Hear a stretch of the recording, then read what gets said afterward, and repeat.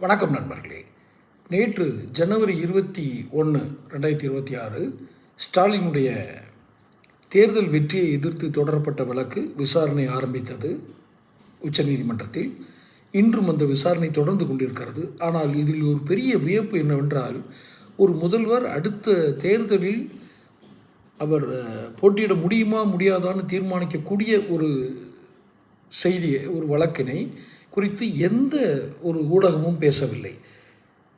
அப்போது எப்படி ஊடகங்கள் அரசியல் பிடிக்குள் சிக்கியிருக்கிறது அப்படிங்கிறது உங்களுக்கு புரியுதா?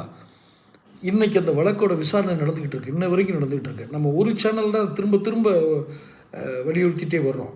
அவருக்கு அங்கே எதிராக தீர்ப்பு வந்தால் நிச்சயம் 2026 தேர்தலில், இந்த தமிழக சட்டசபை தேர்தலில், வரவிருக்கிற சட்டசபை தேர்தலில் அவரால் போட்டியிட முடியாது. கடும் நெருக்கடியில் இருக்கார். ஆனால் இதை பற்றி எந்த ஊடகமும் வாய் திறக்காது. இவருடைய எந்த விதமான இந்த செய்திகளை பற்றி எந்த நாளிலும் வெளியிடாது.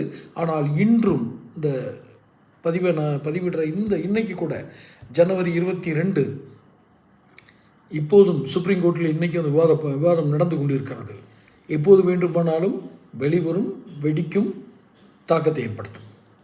தொடர்ந்து நீங்கள் அந்த செய்தியை கேட்பதற்கோ இல்லை மற்ற அப்டேட்டுகளுக்கு சேனல் சப்ஸ்கிரைப் பண்ணுங்கள், நோட்டிஃபிகேஷன் பெல் பதிவு பண்ணுங்கள். தொடர்ந்து பேசுவோம்.